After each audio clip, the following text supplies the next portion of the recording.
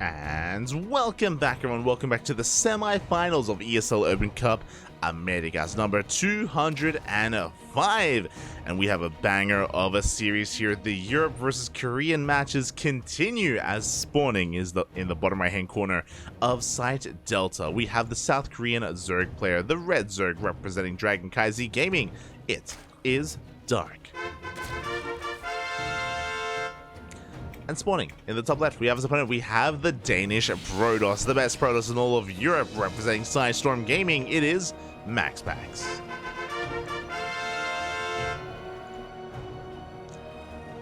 Here we go. So MaxPax already popping off here with, let's go! MaxPax starting off with a hatch block, and you know what that means. If you were here last night, you saw plenty of it in ESL Open Cup Asia. In all of the ZVPs that we saw, Dark would in some way go for a proxy hatch, and we are doing the same here, going for a hatch block across the map. It's going to be hatch first here from Dark on the low ground into the hatchery, covering the natural base of MaxPax. Let's go. Again, if you've been familiar with the ZVPs of Dark, you would know that he has been very fond of this. Very fond here, and we saw this a lot last night as well. MaxPax is going to be pulling some of the boys, chronoing out that first Zealot, and forcing the cancel on this hatchery. Again, this is just a way to force some inefficiencies out of MaxPax, to force a delay on the expansion, a delay on the economy, and get back into a standard game. So yeah, MaxPax taking this very seriously, of course, pulling all those boys. Probe is coming back home, Zealot is on the way, and we should force a cancel, hopefully not a kill. Ooh, so do cancel that hatchery. Dark's keeping this drone alive. He could go for another block, by the way. So you have to be careful. You have to keep an eye on Dark. Oh my god. So he does threaten a dive into that natural. You can see Dark dipping in towards the main. Going for potentially a gas steal. But the probe is in position. There we go. MaxPax fully aware that the gas steal was possible. So the whole position probe denies the gas being taken, and we can now take it for ourselves. Oh boy. Meanwhile, Dark behind this, going for a hatch gas pool variation into his third base. Link speed is on the way. Mainly after link speed, we're pulling out of gas. Now, the downside here is that this small moment, there's a window here where there's not much to defend. The Adept does go straight for that natural base, and we should be getting one drone kill. Yeah, one worker goes down. Links are arriving, and we should be able to shut down the rest of the Adepts and the Zealots as well. Oh, we got this round! We had us around for a moment. Two workers go down, but we shut down at least a Zealot. And a very tense moment here for Dark. The Adepts, they have one-shot potential. Two Adepts do one-shot a worker. But for now, Dark does maintain control of his natural, does force his back for the time being. Meanwhile, we have a Void Ray first. Let's go. Void Ray opener here for MaxPax. Drone is still alive in the main. Oh, predictions are about to close, by the way. I mentioned before. I should have mentioned before. Predictions, they're closing. Place your bets. With this Void Ray, though, we're going to be hunting down the Overlords. We're going to be keeping Dark in the dark, and behind this, we can go for Glaive Adepts. We can go for an Immortal base all-in, Twilight Council, Stargate, or second Stargate into a Fleet Beacon. We have options.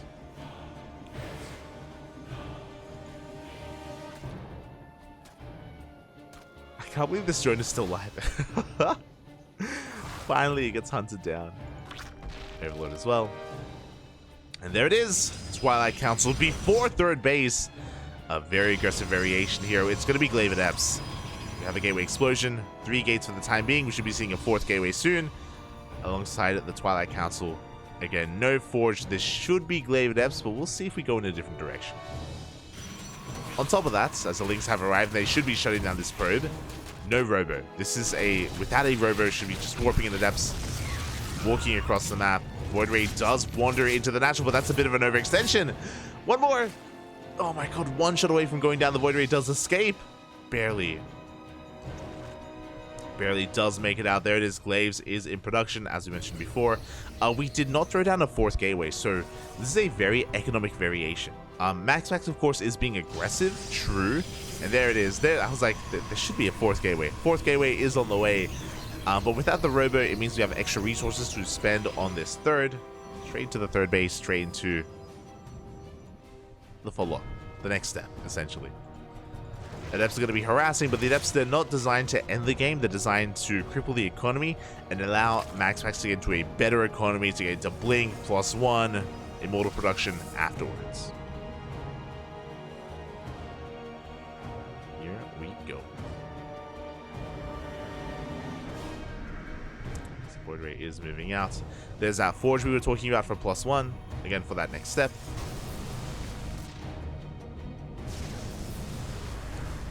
Void Ray has arrived, cleaning up whatever creep we can. And we're just waiting for MaxPax to pull the trigger. There we go, just an extra warp bit of Adepts before we move out across the map. Now back at home, Dark, he's got a decent link counter. He already has a Roach Warren. Roaches are already popping out as well. He's pretty well set up for this as the Oracle gets in, and we're getting some drone kills. Queen's not quite in position. We get 5 worker kills here at the third base. Very nicely done. Yeah, the Queens, they were distracted by the Void Ray. Speaking of the Void Ray pushing forward here on top of the Queens, we lose it. We do lose it though. Void Ray goes down. That's a do shade into that third base and get 1 more worker kill, or 2 more even, before being cleaned up. And just like that, Max actually takes a worker lead. There's that +1 and Blink on the horizon, Immortal production as well. We are ready for a Roach counterattack. So MaxPax, he's sitting pretty. He's ahead in workers. He's soon to be ahead in tech even. Dark has to make a choice, and Dark, he's not droning. It's a tough choice to make. He's making a 4th base, yes, but only for Larva. He lost too many workers. He is opting not to re-drone, not to resaturate. And he's doubling down here on Ling Roach Ravager. Now, we do get eyes on some of these Roaches. The Lings are being kept behind. We do need to try to lure MaxPax in. Second Forge, Robotics Bay, MaxPax, he's teching. Uh-oh. He thinks he's safe. MaxPax is teching. Meanwhile, Dark is all in. Completely all in at this point. Roach speed about to kick in, +1 range, finishing up in a couple of seconds as well. Now we have noticed cannons and shield batteries are on the way. But we don't care. We bust into the natural. Lings are flooding in. The Roach Ravager heads towards that third, forcing back the army, slowing it down, getting himself some of the stack defense. And again, Lings, they have busted in. We do have the overcharge though, keeping the units alive. MaxPax, can he hold? Probes are going down. It looks like the overcharge has run out of the natural. And we have broken the third base. No cannons, no shield batteries. MaxPax was not ready for this. He was not expecting an all-in. He was being too greedy. Thinking a little bit too far ahead. Instead of looking at what was coming at him here and now. Third base has been broken. The natural's still up and running. Reinforcements are on the way. There is still 1 Immortal. But Dark, he wants it. He wants the Immortal. As he does start a step forward. Again, overcharges on cooldown. Reinforcements are coming out. Does have to be careful about those reinforcements though. Dark, he does pivot back towards that natural base. The Immortal! It's gonna go down. GG gets called, and Dark will take game number 1. GG. GG, well played. Again, when it came to MaxPax there, he did a good amount of damage. He did very well for himself, killing as many workers as he did. And he had a really good transition afterwards, but it was just maybe being a little bit too greedy there. Again, we pointed out that he went for the second Forge, went for the Bay. Oh, good. Almost went for the wrong lobby. Went for the Bay, was fully walling off, was probing up. No stack defense, no cannons or shield batteries were ready for the initial attack. There was 1 shield battery at the natural, nothing at the third. The third was just barren. It was just so exposed, so vulnerable. And yeah, it just took MaxPax a little bit too long to realize what was happening. Just a little bit too long to recognize the all-in that was coming. And with that, Dark does take a 1-0 lead.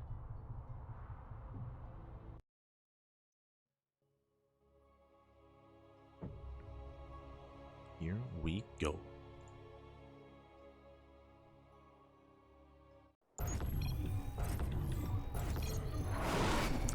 So loading into game number 2 and spawning in the top right-hand corner of Hecate, we have the Danish Protoss. Representing Sidestorm Gaming, the best Protoss in all of Europe, it is MaxPax.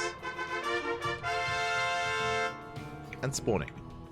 In the bottom left-hand corner, we have his opponent, we have the South Korean Zerg player, the Blue Zerg, representing CranKy Gaming, leading the series 1-0, it is Dark.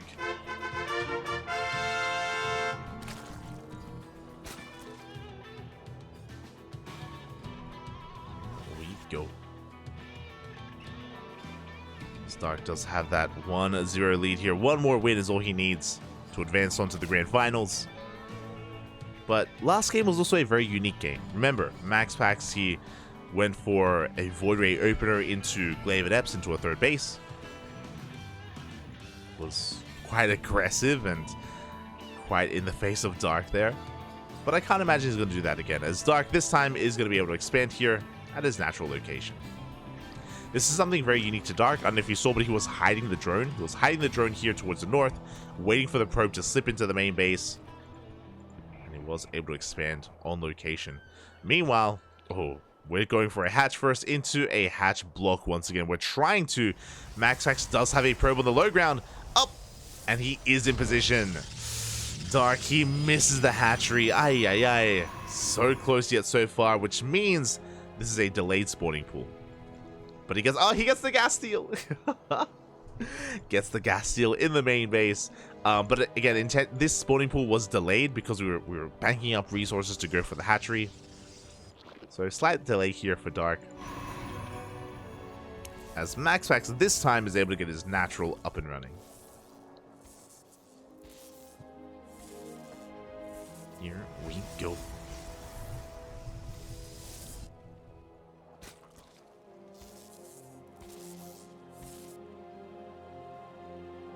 So we're settling into a bit of a more standard game. I say a bit of a more standard game. Again, Dark, I would say, is slightly behind, just because of how cheeky he was trying to be, but only slightly. Nothing too major, as he's taking his third base. We have our Stargate opener as well. The question becomes, is MaxPax going to go Void Ray again, or is he instead going to go for an Oracle? Now, Dark is notorious for his Oracle defense, with his Queen movement and Queen control, so I wouldn't be opposed to going for a Void Ray again, and this time going for something different. We don't have to go Glaive Adepts every time. We can even have a standard follow-up, for all we know, for all Dark knows. For now, gas is being taken here at the natural to make up for the lack of gas in the main.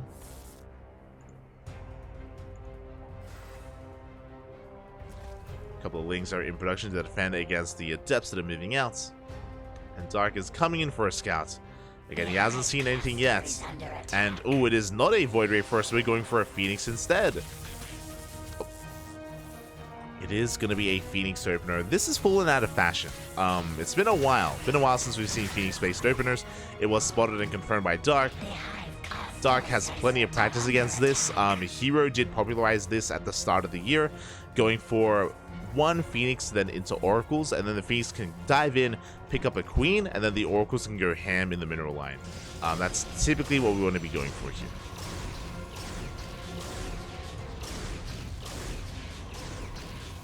So MaxPax going a little bit old school with this. Quote unquote old, yeah, early 2023. As the Overlord is going to be hunted down, Queens should be getting in position, Spores are on the way. And MaxPax is taking that third. Dark does confirm it.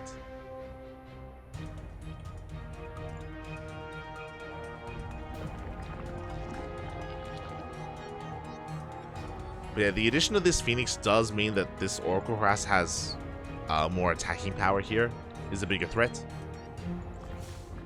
Just because they can work together to kill even more workers. So Dark has to be very careful. So he's just saturating his bases, likewise so is MaxPax. Behind this standard transition, I love that MaxPax is hiding his tech, by the way.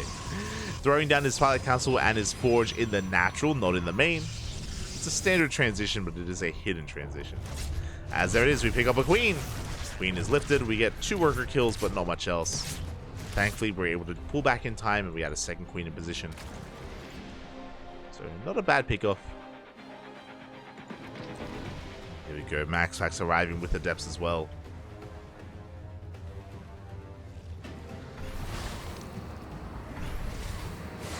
So the depths have arrived. Picking up a couple of tumors here between the bases. They get a drone. 2 workers even. A drone? What? A tumor. Sorry. My brain. 2 tumors even. As Max actually is just dipping in between the bases, getting eyes on things, gets eyes on the would-be 4th. Meanwhile, Dark is just droning.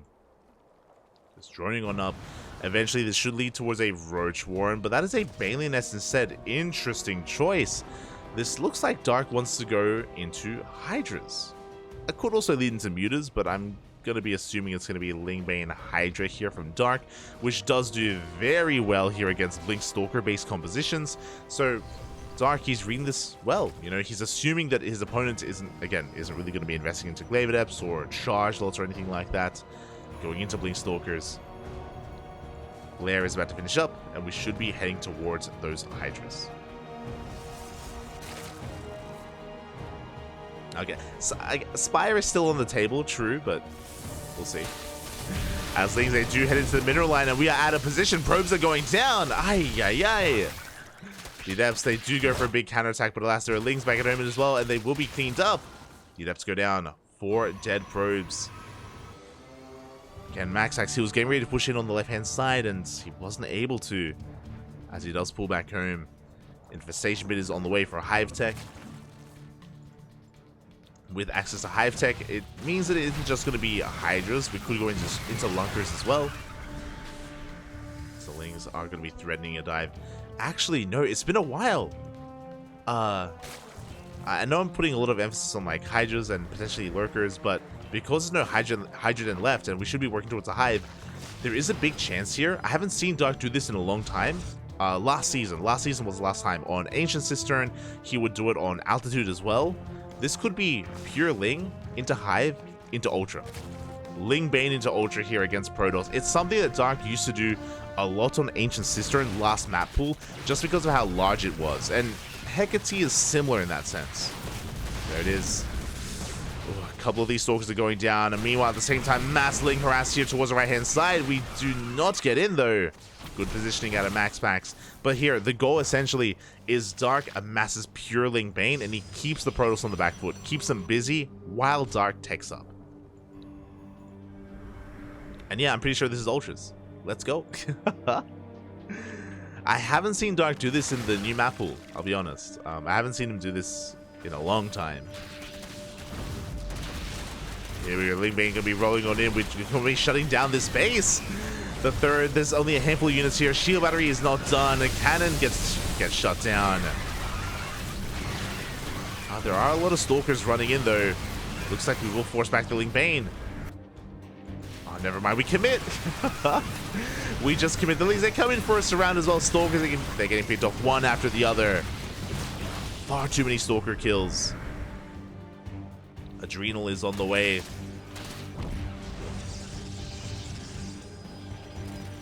More Banelings in production as well. Dark just not letting up on the pressure whatsoever. The Oracles, they need more time. We're still just amassing Oracles, and we get a surround on the base. The base is going to go down. Dark shutting down the Nexus. And it is going to be killed. Dark, he backs off from here. Baneling's going to try to waddle in. Connecting with the Zealots. Trying to at least. To pick up another one of those Stalkers, and Dark, he's still amassing Lings, by the way. Still doesn't even need the Ultras. Achieving so much with this. Now, this is a little bit scary. Dark is on a low drone count, but there we go. Now he's droning up. He gets us around the +2 melee Lings all over these Stalkers. And they get into the middle line. Probes are going down. This is just becoming too much. Far too much damage. We're going for the third. There are cannons. Okay, Max actually does pull back in time. But he takes down the shield battery, and this is too much. Oracles will force this back. Another base is being taken on the right-hand side. Again, Dark just now going to be droning up to 60 workers, and there's that Ultra Cavern. Looks like we do need it in the end. The wall! The wall is not a wall. The Lings, they get in! Into the main, into the natural. Probes are going down, and again, the goal here is we're just keeping MaxPax busy. I mean, I say busy. I mean, he's struggling to survive. Massling. Oh my god. The Oracles are out of energy once again. We get a surround. Zealots go down. Banelings are rolling in. And this time we will get it. We will get the mineral line. The Zealots, no! Don't like this. They rush into the Banelings. And that's going to be 39 dead workers. Again, we have the Ultra Cavern on the way, but we may not even see an Ultra. GG gets called, and Dark, he gets a 2-0 win here, eliminating MaxPax from the tournament. GG. Oh my god.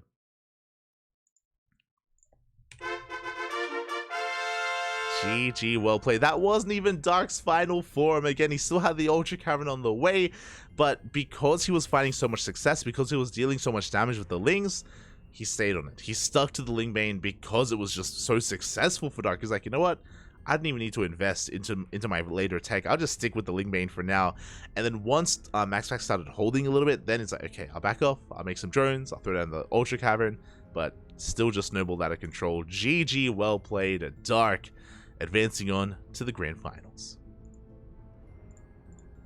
Does advance on, and does he have an opponent ready and waiting? That is the question.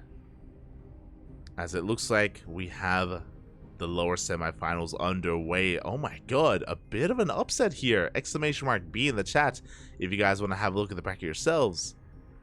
Scrolling on down, we have Clem taking down Björn at 2-0. Not just that, but Future. Future, he took down Nightmare 2-1. Very impressive. Very impressive result there from Future.